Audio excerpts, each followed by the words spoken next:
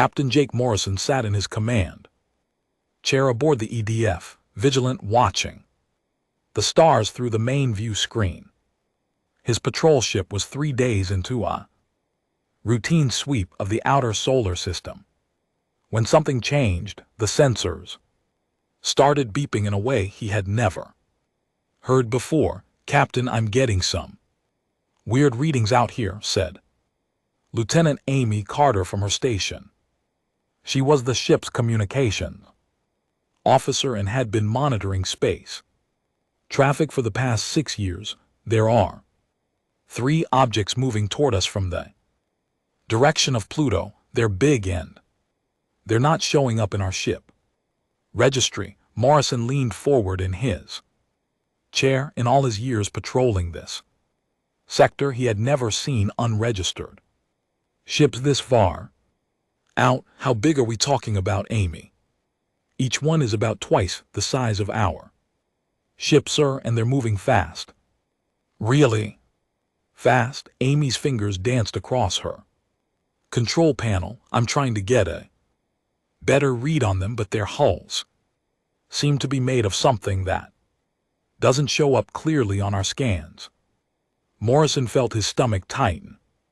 Unknown ships in Earth's outer system was not something that happened every day. In fact, it had never happened in his entire career. "Send a standard greeting message, let them know who we are, and ask them to identify themselves." Amy nodded and began transmitting.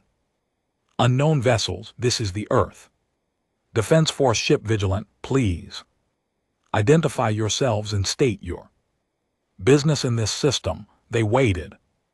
The 3 ships continued their approach, now clearly visible on the main screen as sleek, dark vessels with strange curves and angles that hurt the eyes to look at directly. Morrison had never seen ship designs like these before. "Still no response," Captain Amy reported, "but I'm picking up some kind of scanning activity. They're definitely looking us over." Morrison stood up and walked to the tactical station where Sergeant Pete Collins was monitoring their weapon systems. "Pete, what's our status?" "All systems green, Captain, but I have to tell you, those ships are carrying some serious firepower. My sensors are picking up energy signatures I've never seen before." Before Morrison could respond, Amy's station erupted in noise. "Captain, incoming transmission. It's not in any language I recognize, but the computer is trying to translate."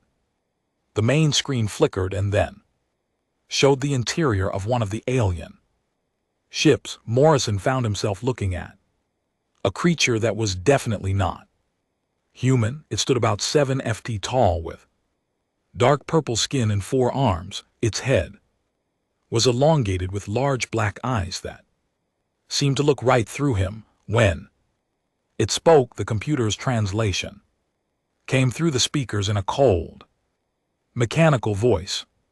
"Primitive vessel, you will surrender immediately. I am War Commander Fexthera of the Zephyrian Empire. Your pathetic world has been selected for conquest." Morrison blinked, trying to process what he was hearing. "Did she just say conquest?" The alien continued speaking. "We have observed your primitive settlement and found it suitable for our needs. Your species will serve as workers in our mines and factories. Resistance is pointless. We have conquered 47 worlds before yours." Morrison stepped forward, his training kicking in despite the shocking nature of the situation. "This is Captain Jake Morrison of the Earth Defense Force. You are in violation of Earth's territorial space. State your intentions clearly." The alien's expression didn't change, but something that might have been amusement flickered in its black eyes. "Your territorial space," it said. "Primitive creature, you do not understand. We are the Zephyrian Empire. We take what we want. Your little world will fall just like all the others. Amy was recording everything, her fingers moving quickly across her controls. Morrison was glad. She was thinking clearly because this conversation would be crucial evidence.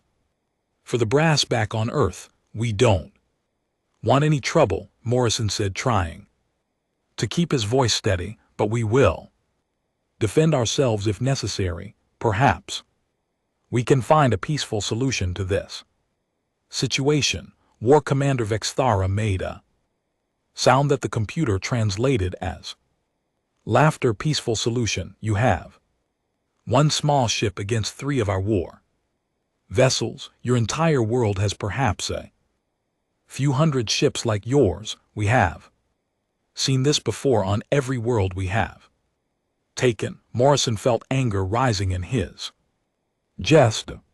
This alien creature was talking about enslaving his entire species like it was nothing more than a business transaction. You're making a big mistake if you think Earth is defenseless. Am I?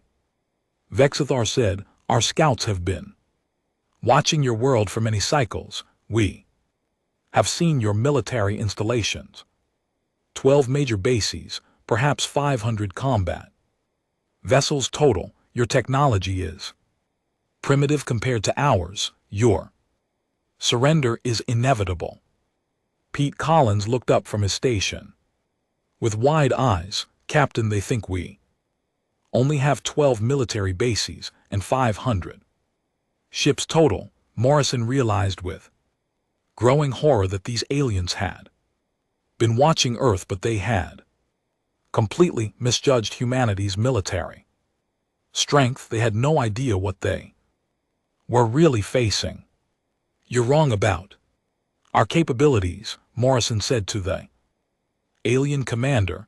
Earth has much more military strength than you realize. Vexthora and LT Unk and GT's forearms moved in what might have been a dismissive gesture. All primitive species say this before they fall. Your resistance will last perhaps days before you surrender. It always does. Look, Morrison said, we're clearly having a misunderstanding here. Why don't you send a diplomat to Earth? We can work this out without anyone getting hurt. The time for talking is over, Vexithura replied. You have refused our generous offer of peaceful surrender. Now you will see the power of the Zephyrian Empire. The alien's image disappeared from the screen immediately. Alarms began sounding throughout the Vigilant. Captain, all 3 ships are powering weapons, Pete called out. Energy levels are off the charts. Evasive maneuvers, Morrison ordered. Amy, get a message to Earth Command right now. Tell them we have hostile aliens in the outer system and they're planning to invade. The Vigilant shook as the first alien weapon struck their shield. Morrison grabbed his chair as the lights flickered. Shields down to 60%, Pete reported. Captain, their weapons are incredibly powerful. I don't think we can take many more hits like that. Another blast rocked the ship. Morrison could smell smoke coming from damaged systems. Amy, did you get that message out? Yes, sir. Transmitted on all emergency frequencies. Earth Command should have it in about 20 minutes. The third blast nearly threw Morrison to the floor. Warning lights flashed red throughout the bridge, shields failing. Pete called out, hull breach on deck 3. Morrison made a quick decision. They couldn't win this fight, but they could gather intelligence. Full retreat. Get us out of here, but keep our sensors on those ships. We need to learn everything we can about their technology. The Vigilant turned and began accelerating toward Earth, but the alien ships didn't pursue. Morrison watched them on the rear sensors as they resumed their patrol pattern, apparently satisfied that they had made their point. Captain Amy said quietly, "They really think we only have 12 military bases and 500 ships?" Morrison nodded grimly. "Yeah, and when they find out the truth, they're going to be in for the shock of their lives." As the damaged Vigilant limped toward home, Morrison thought about what War Commander Vexthera had said, 47 conquered worlds. The aliens clearly thought this would be conquest number 48. They had no idea that Earth was different from every other world they had faced. The Zephyrian Empire was about to learn that humanity didn't concentrate all their military power in a few obvious places. They were about to discover that Earth was an entire planet armed and ready for war. Morrison smiled grimly as he watched Earth grow larger on the view screen. The aliens wanted a fight, and they were certainly going to get one. But it wasn't going to be the easy victory they were expecting. War Commander Vexthera stood in the center of her ship's command deck, studying the holographic display that showed the third planet of this star system. The encounter with the primitive human vessel had gone exactly as expected. One small ship, basic weapons and predictable tactics, just like every other world they had conquered. Scout Leader Crixto report. She commanded. The shorter alien stepped forward, his three eyes focused on the data pad in his hands. War Commander, our deep scans of the human world are complete. We have identified their primary military installations and cataloged their defensive capabilities. Vexthera nodded. This was always the most important part of any conquest. Understanding the enemy's strength meant the difference between a quick victory and a costly war. Show me what you have found. The holographic display changed to show Earth in detail. Red markers appeared at various locations across the planet's surface. Crixt pointed to each one as he spoke. The humans have concentrated their military power in 12 major installations. The largest appears to be here, he said, indicating a location on the largest continent. Our sensors detected approximately 40 combat vessels at this facility, along with what appear to be aircraft and ground vehicles. And the others? Vexthera asked. Similar patterns. Each major base has between 20 and 50 ships, various aircraft and ground forces. In total, we estimate the humans possess approximately 500 combat vessels of various sizes. Vexthera studied the display. 500 ships was more than some worlds they had conquered, but far less than others. The number was well within acceptable parameters for a standard invasion force. What about their technology level? She asked. Primitive but functional, Crixt replied. Their weapons use basic energy projection and chemical explosives. Their ships appear to be powered by nuclear fusion, which is adequate but not advanced. Most importantly, their scanning technology is limited. They were unable to detect our ships until we were quite close. This last point was crucial. If the humans couldn't detect Zephyrian ships at long range, it would make the invasion much easier. Surprise attacks would be possible against most of their installations.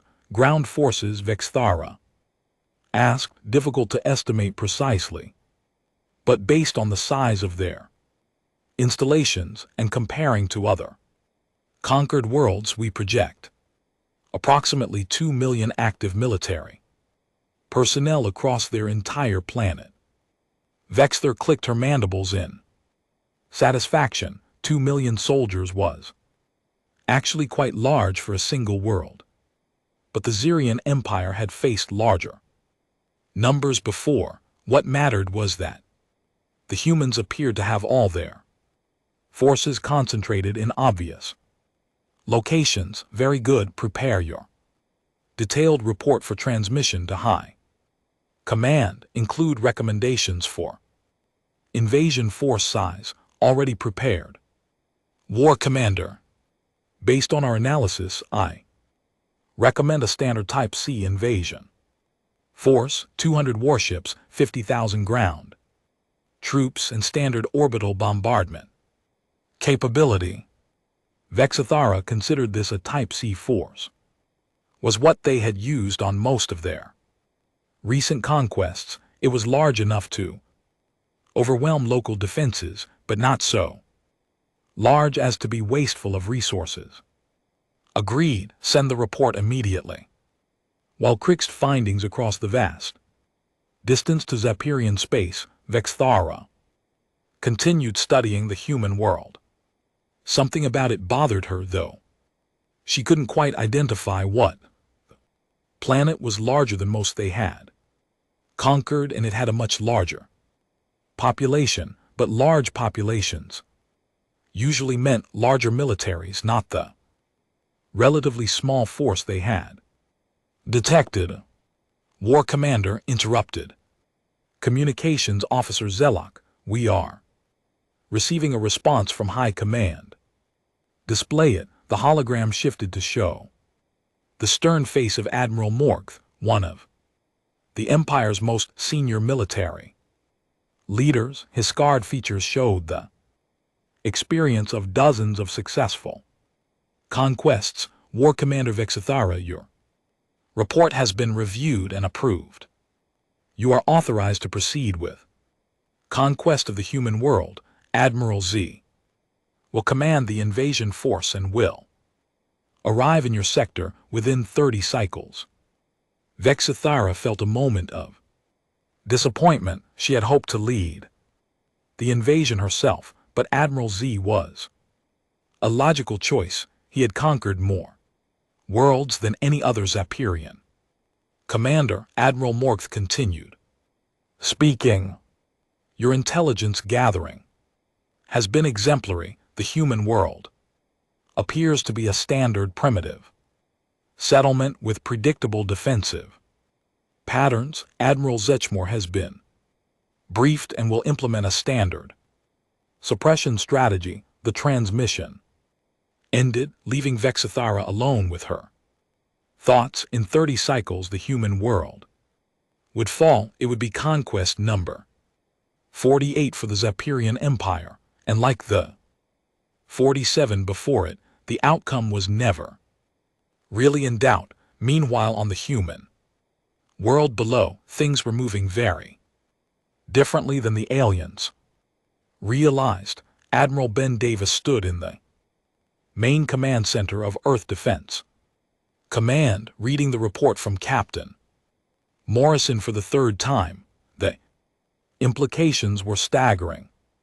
Earth was facing an invasion by an alien empire that had already conquered 47 other worlds. How long before the attack?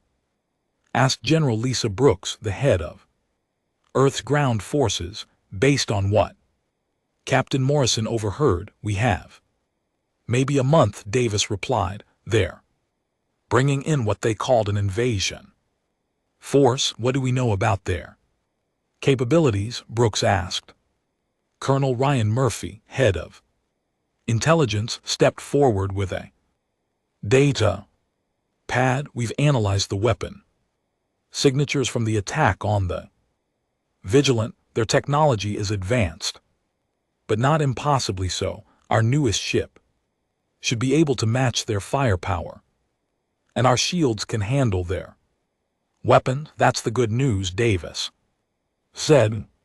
The bad news is that they've been watching us and they think they know our military strength. Brooks raised an eyebrow. What do they think they know? According to Captain Morrison, they believe Earth has 12 major military bases, and about 500 combat ships total. The room fell silent. Finally, Brooks started laughing. 12 bases, 500 ships. Do they have any idea how wrong they are? Davis smiled grimly. No, they don't, and that's going to be their biggest mistake. Murphy pulled up a holographic display of Earth, unlike the alien simple map with 12 red dots. This one showed the true scope of human military installation. Thousands of points of light covered every continent and ocean. They somehow missed 98% of our military infrastructure. Murphy said they don't know about our submarine bases, our mobile forces, our reserve units, or our hidden installations. They think Norfolk Naval Base is our only major naval facility. What about our actual ship count? Brooks asked. Current active fleet strength is 2,400 combat vessels of all classes, Davis replied, with another 800 in reserve that could be activated within days. Brooks shook her head in amazement. So they think they're facing 500 ships when we actually have over 3,000 available. It gets better, Murphy said. They estimated our ground forces at 2 million personnel. Our actual active military personnel across all branches is 65 million, with another 200 million trained reserves. Davis walked to the window that looked out over the sprawling command complex. In the distance, he could see ships launching from the naval yards, while overhead squadrons of fighters practice formation flying.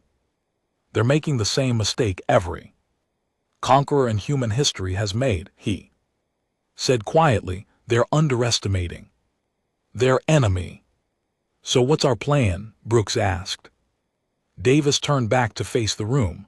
Let them come. Let them think they're facing a small, weak world. When their invasion force arrives, they're going to get the surprise of their lives. Should we start mobilizing reserves? Murphy asked. Already done, Davis replied.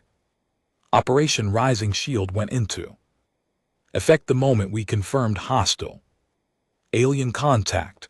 Every military unit on Earth is being quietly brought to full readiness. Brooks smiled.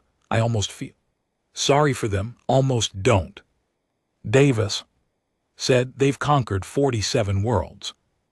They've enslaved entire species. They came here expecting to do the same to us. He paused, looking at the display showing Earth's true military might. They're about to learn that humanity is different from every other species they've faced in space above Earth. Captain Morrison's repaired ship continued its patrol. He thought about War Commander Vexathura's arrogant assumption that Earth would fall easily. The alien had no idea that she was about to face not just a planet with an army, but an entire world that was an army. The Zahirians were coming, expecting easy conquest. Number 48. Instead, they were going to discover that Earth was ready for them. Admiral Zechmore stood on the bridge of his flagship, the Dominion, watching as the invasion fleet assembled in the darkness between stars. 200 Zaffiran warships hung in perfect formation, their dark hulls reflecting the distant light of alien suns. It was a sight that had brought terror to 47 worlds, and soon it would bring terror to the humans as well. Fleet status report, he commanded. All ships ready for jump to human space. Admiral, replied his second in command, Captain Velter. Ground forces are loaded and prepared for planetary assault. 50,000 of our finest warriors await your orders. Zechmore nodded with satisfaction. 50,000 Zethurian soldiers had never failed to conquer a world. Combined with the orbital bombardment capability of 200 warships, no primitive planet could resist for long. What is our intelligence on the human defenses?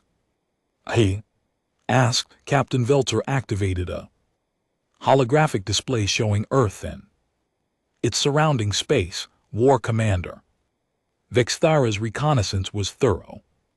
Admiral, the humans have 12 major military installations and approximately 500 combat vessels. Their technology is primitive but functional, standard conquest pattern, and Z said we will strike all 12 installations simultaneously, demonstrate our superior firepower and demand surrender. Based on previous conquests, resistance should collapse within 3 to 5 cycles. The humans did attack one of our scout ships, Velter noted. They may be more aggressive than some species we have faced. Zetchar's mandibles clicked in amusement. Aggression without capability is meaningless. A small animal may bare its teeth at a predator, but it still becomes prey. The Admiral walked to the main view screen and gazed out at his fleet. Each ship was a masterpiece of Zapirian engineering, capable of reducing cities to ash from orbit. The humans had never seen anything like this level of firepower focused against them. Begin the final jump sequence, he ordered. It is time to add the human world to our empire. The fleet vanished in flashes of light, crossing the vast distance to Earth's solar system in moments.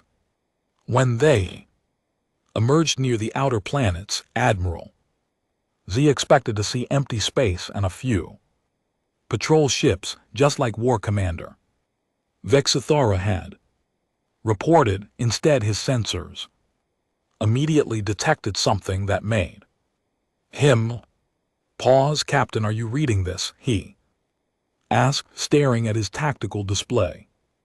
Admiral, I'm showing much more activity in this system than our intelligence suggested. There are ships moving near that large moon, and I'm detecting energy signatures from multiple locations. Seek frowned. This was not what the reconnaissance had indicated.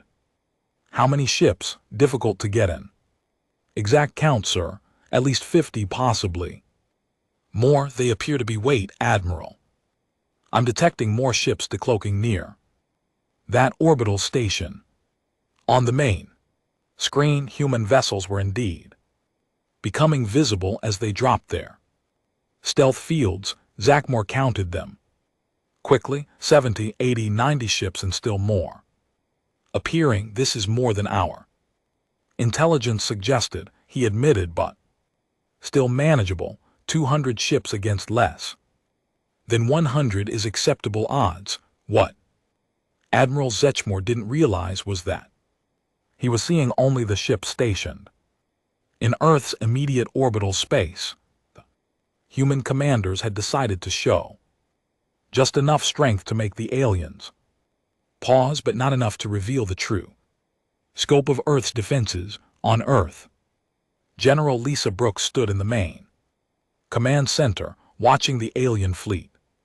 On the W big display screen, there, here, she announced to the room full of military leaders. Admiral Ben Davis joined her at the display. 0 ships. Just like our intelligence predicted. They're following the same pattern they used on other worlds. Are our forces ready? Brooks asked. Colonel Ryan Murphy looked up from his communication station. All units are in position and standing by. Operation Rising Shield is fully active. We have forces mobilized on every continent. What about the Navy? Davis asked. Commander Steve Parker, representing the Pacific Fleet, stepped forward. Admiral, we have 800 ships ready for immediate action in the Pacific alone. The Atlantic Fleet Reports similar numbers. Our submarine forces are in position worldwide, and the Air Force Major Tony Williams spoke up. Every air base on the planet is at full readiness. We have 15,000 aircraft fueled and armed. Pilots are in their cockpits waiting for the order. Brooks smiled grimly. So what? They think they're facing 500 ships and 12 bases. We actually have 3,200 active combat vessels. Davis finished. 4,800 active aircraft and 65 million military personnel across all branches, plus the reserves. Murphy added. Another 200 million people with military training who can be called up if needed. On the big screen they could see the alien fleet beginning to move toward Earth. The ships were impressive, sleek, and dangerous looking, but there were only 200 of them. Admiral, said Captain Maria Rodriguez, who had flown in from European Command, my intelligence teams have been analyzing the alien ships. Each one is heavily armed, but they're designed for fighting ships like themselves. They're not prepared for the variety of weapons and tactics we can bring to bear. Davis nodded. The aliens have been successful because they fight other alien species who think like they do. Centralized forces, predictable tactics, limited numbers. They've never faced humans before. What makes us different? Asked Major Williams. Everything, Brooks replied. We don't put all our military power in one place. We don't have a single type of weapon or ship. We don't think like a hive mind. Every human nation developed its military independently, which means we have dozens of different approaches to warfare. Davis walked to another display that showed military activity across Earth. Green dots indicated active bases, and there were thousands of them. They expect to fight 12 installations. Instead, they're going to face military bases on every continent, in every ocean, and in hidden locations they never detected. Are we going to let them make the first move? Parker asked.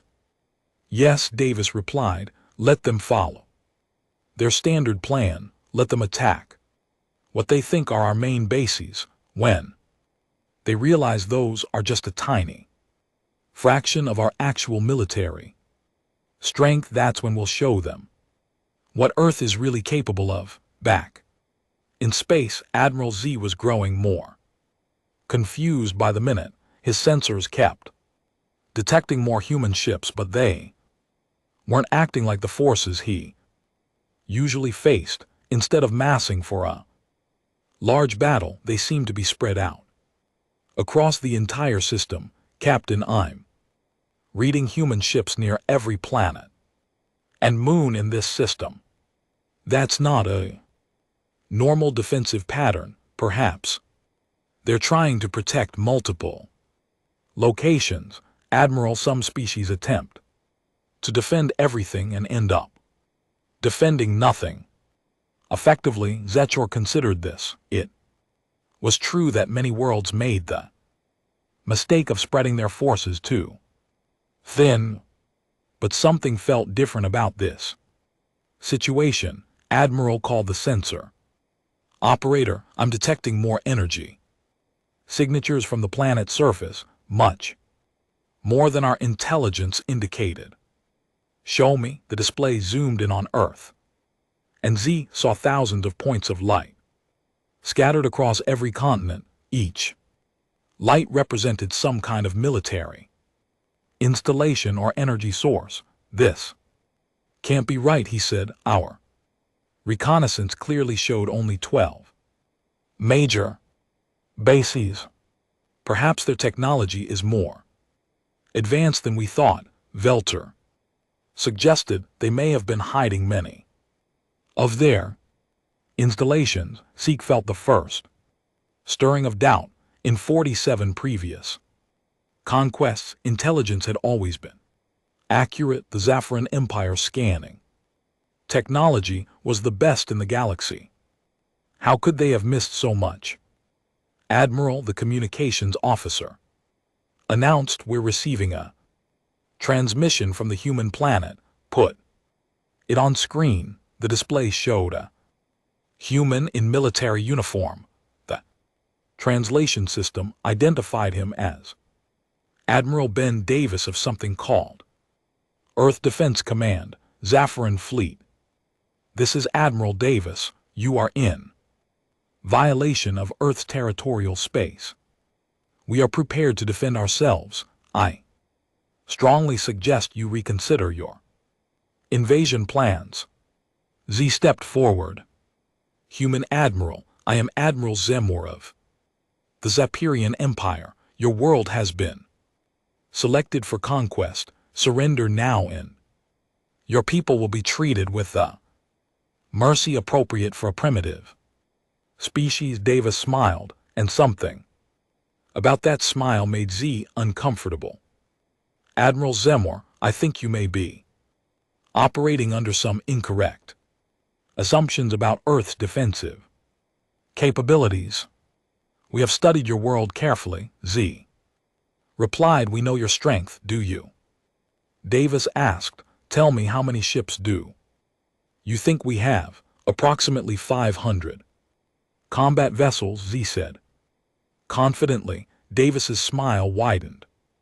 "Admiral, you might want to take another look at your sensors."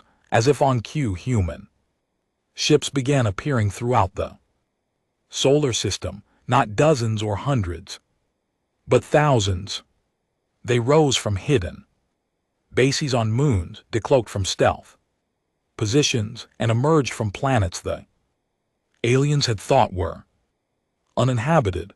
Admiral Z stared, growing horror as his tactical display filled with red contacts representing human military vessels. The number climbed rapidly past 500, past 1,000, past 2,000. "This is impossible," he whispered. Admiral Zechmore stared at his tactical display in complete disbelief. The number of human ships continued climbing.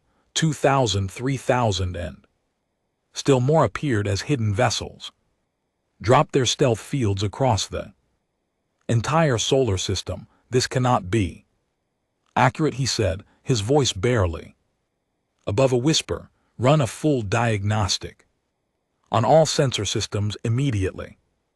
Captain frantically worked at his console.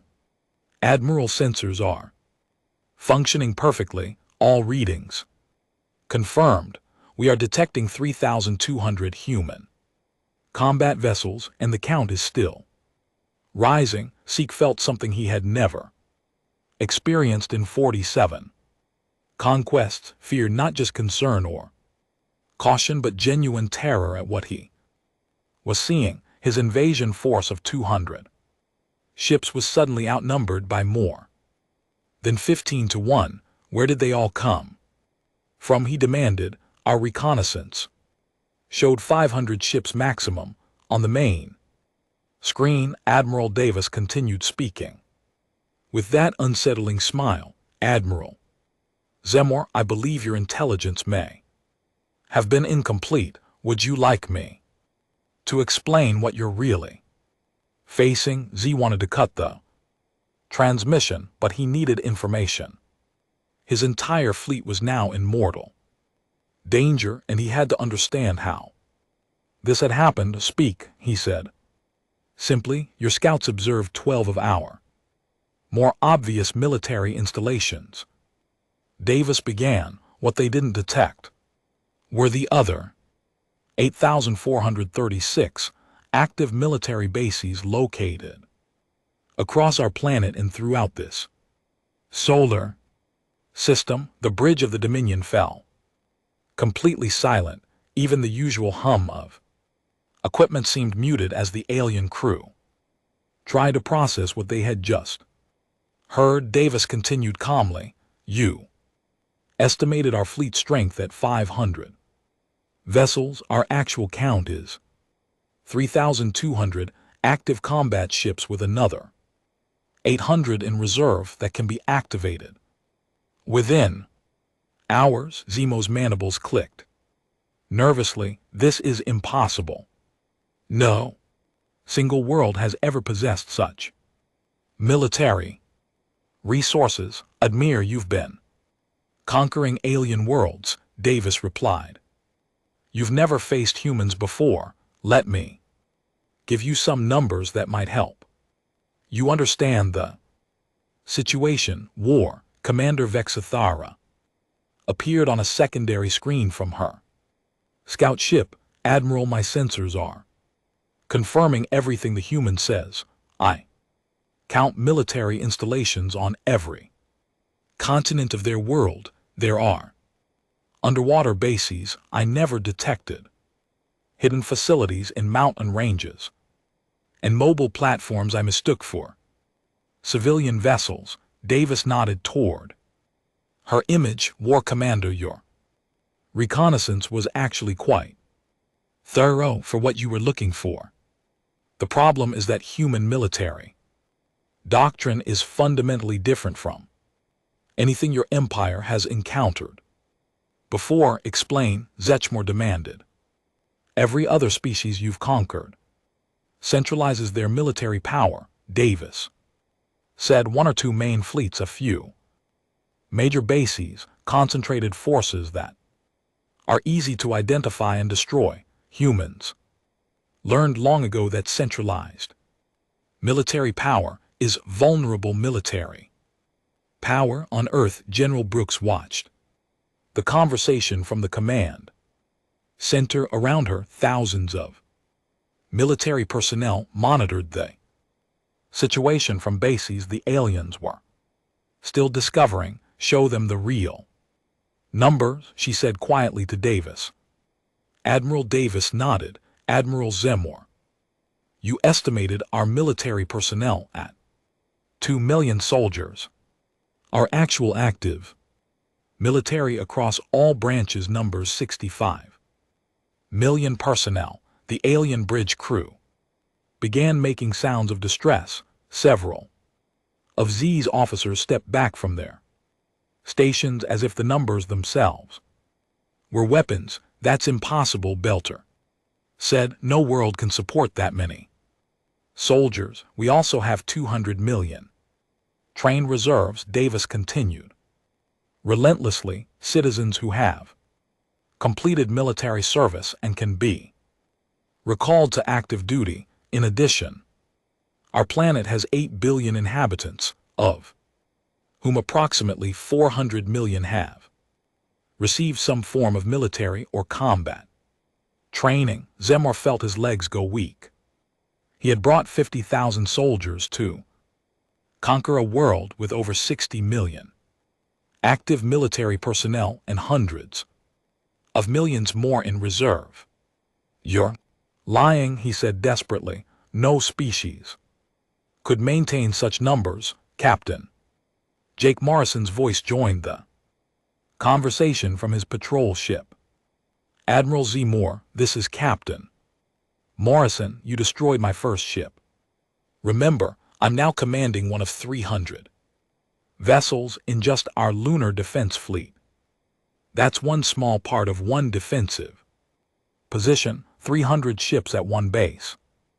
Vexathara asked weakly. Luna base is actually considered a minor installation, Morrison replied. Would you like to see our major naval facilities? As if responding to his words, massive shapes began rising from Earth's oceans. Zemo watched in horror as enormous vessels surfaced from beneath the waves. These weren't the small patrol ships his scouts had observed, but massive warships that dwarfed anything in his fleet.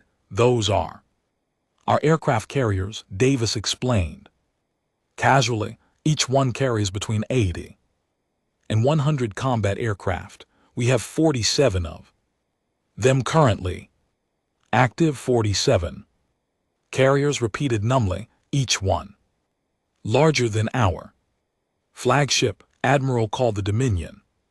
Sensor operator, his voice shaking. I'm detecting massive underground installations opening across the human planet. Whatever's inside them is big. Really big. On the view screen, Davis smiled again. Those would be our strategic missile silos. We have approximately 12,000 of them scattered across the planet. Each missile can carry multiple warheads capable of destroying a city-sized target. Zeke grabbed the edge of his command console to steady himself. 12,000 missiles.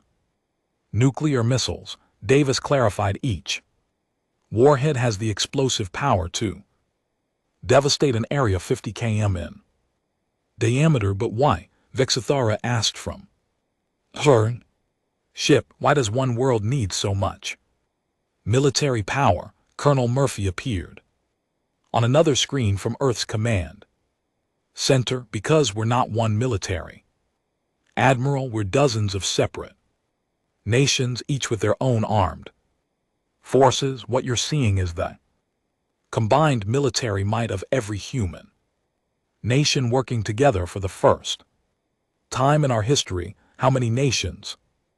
Zechmore asked, though he wasn't sure he wanted to know. 195 sovereign countries, Murphy replied, each with their own army, navy, and air force, each with their own weapons, tactics, and military traditions. Admiral Davis gestured to someone off-screen. Admiral, I'd like you to meet some of my colleagues.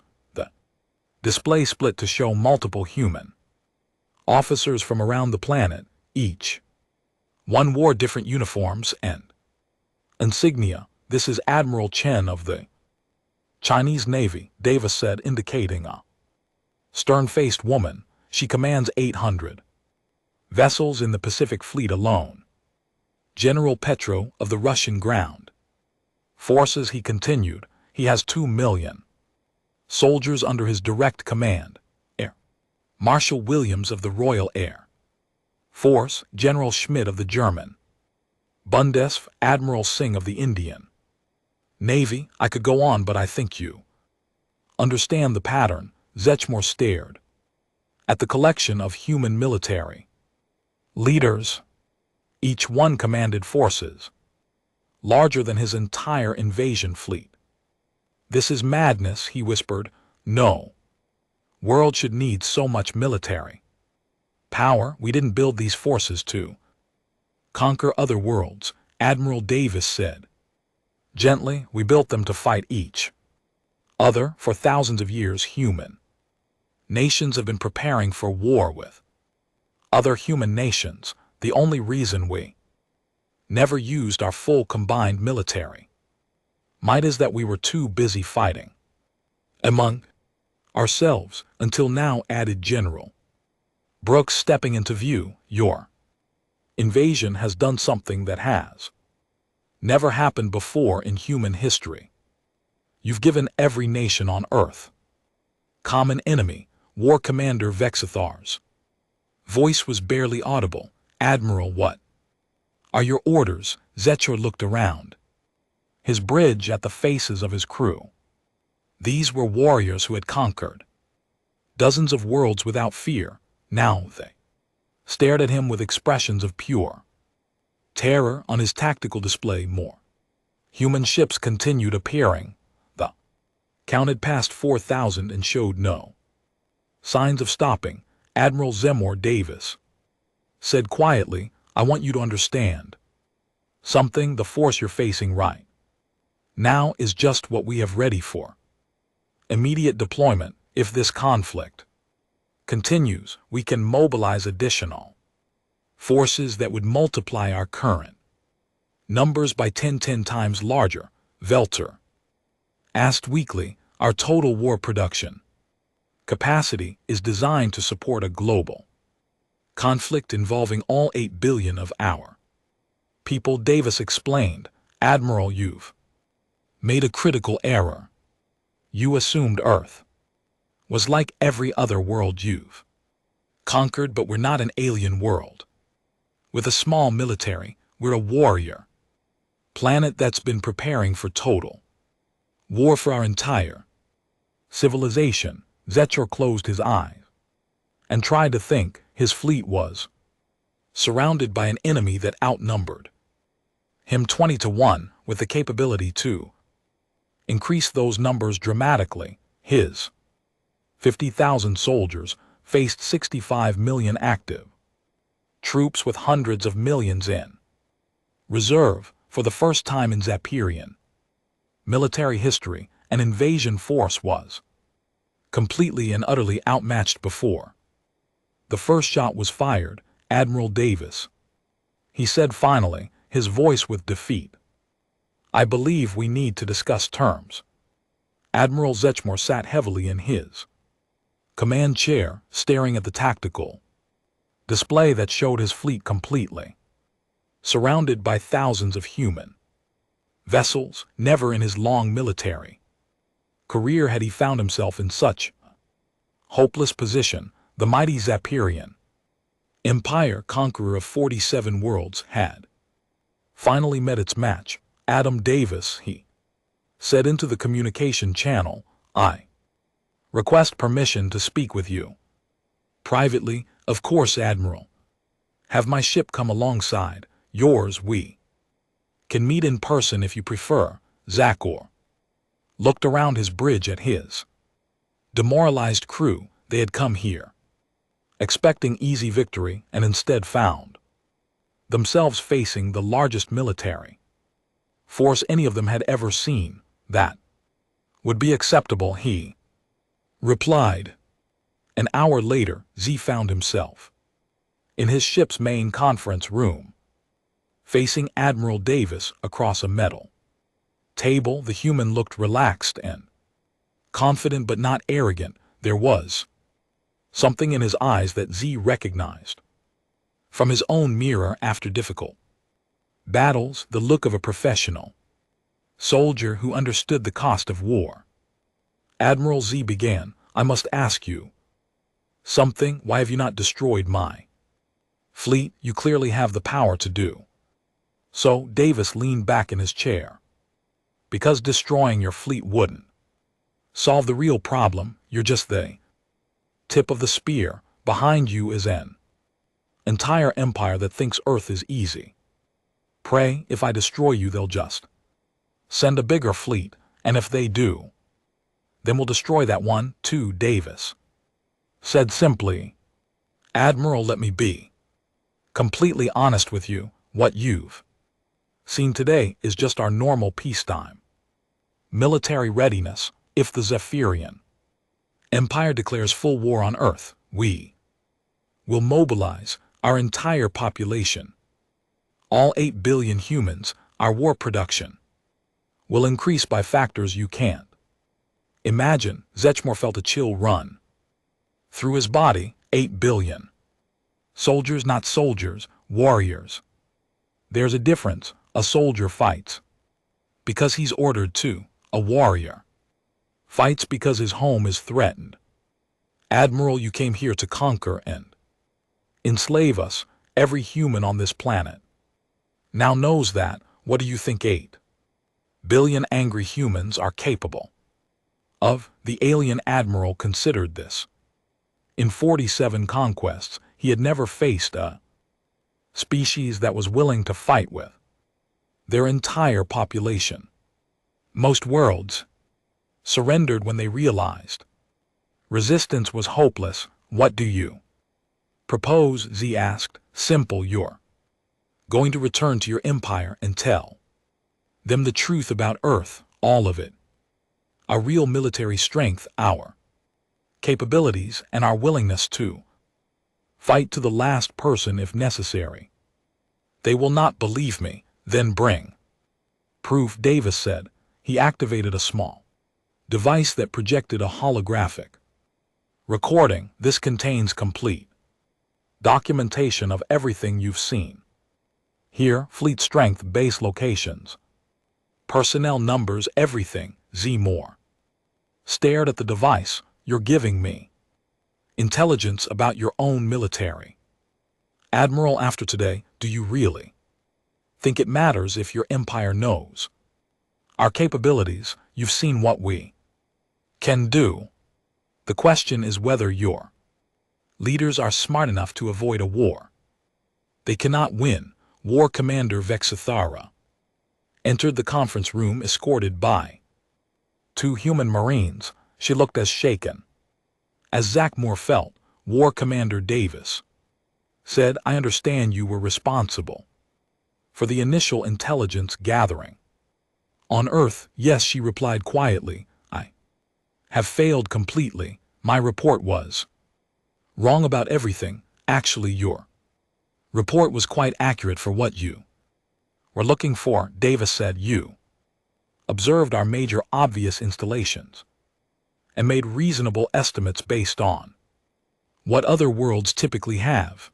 The problem is that Earth isn't like other worlds. How? She asked. Captain Morrison entered the room and took a seat at the table. War Commander, may I ask you something? On the worlds your empire conquered, how many different nations or governments did each planet have? Usually 1, Vexithara replied. Sometimes 2 or 3 if the world was divided by conflict. Earth has 195 separate nations, Morrison said. Each one has spent centuries developing its own military to fight the others. What you saw as 12 military bases were actually just the ones we wanted you to see. Admiral Davis pulled up another holographic display showing Earth from space instead of the 12 points of light the aliens had originally detected. The planet now showed thousands of glowing dots representing active military installations. We have been fighting each other for over 5,000 years, Davis explained. Every weapon system, every tactical doctrine, every military strategy we possess was developed to fight other humans. We are very, very good at war because we've been practicing it constantly until today. Morrison added, today for the first time in human history, all of our military forces are working together instead of against each other. Zemo understood now why the human numbers were so staggering. You're not one world with one military, you're nearly 200 worlds worth of military power all on one planet. Exactly, Davis said. And Admiral, we want you to deliver a message to your empire. Earth is not available for conquest, but we are available for trade, diplomacy, and friendship. You would consider peaceful relations? Vexithara asked, surprised. War Commander, we don't want to fight you. We want to learn from you, your technology, your knowledge of other species, your perspective on the galaxy. But those things have to be freely shared, not taken by force. Zetcher thought about this. The Zephyrian Empire had always taken what it wanted through conquest. The idea of voluntary cooperation was foreign to their way of thinking. What if my empire chooses war anyway? He asked. Davis's expression became deadly serious. Then we will show them what 8 billion humans can do when they're fighting for their survival. Admiral, your empire has conquered 47 worlds, but you've never fought a species that views war as its primary cultural activity. We would mobilize everything, Morrison added. Every factory would produce weapons.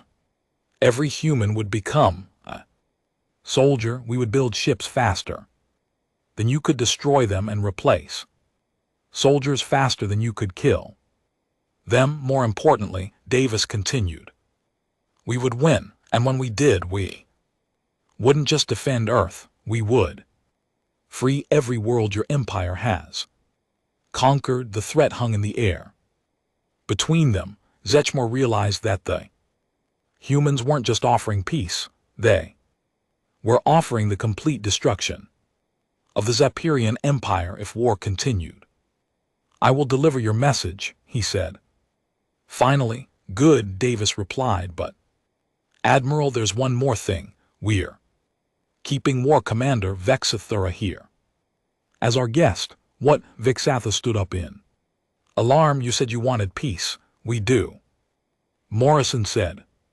But we also want someone from your empire to see how humans really live. You've spent your career conquering primitive worlds. We want you to understand what a peaceful, advanced civilization looks like. Davis smiled. War Commander, you're going to spend the next 6 months touring Earth. You'll see our cities, our schools, our factories. You'll meet our families and learn our culture. Then you'll return to your empire with a complete understanding of what humanity is really like. And if I refuse, then you'll stay here permanently as our prisoner, Davis said calmly. But I don't think you'll want to refuse. I think you'll find Earth much more interesting than any world you've helped conquer. 3 days later, Admiral Zemor stood on the bridge of his flagship as the Zephyrian fleet prepared to leave the solar system.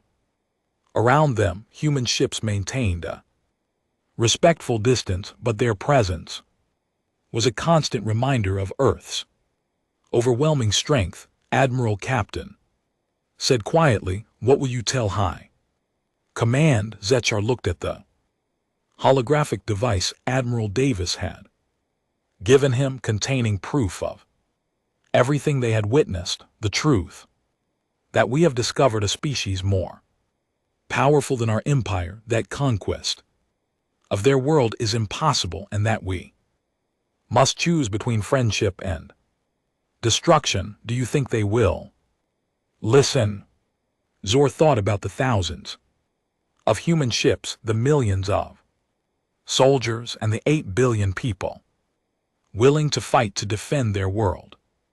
They had better listen, because if they don't, the Zephyrian Empire will face an enemy unlike anything we have ever encountered. As his fleet jumped back into hyperspace, Seek carried with him the knowledge that the galaxy had changed forever. The age of easy conquest was over. Humanity had arrived on the galactic stage, and they were ready for anything. Behind them, War Commander Vexus Thura stood on the observation deck of an Earthship, watching her fleet disappear into the distance. For the first time in her life, she wondered what it would be like to live in a world where strength was used to protect rather than conquer. She was about to find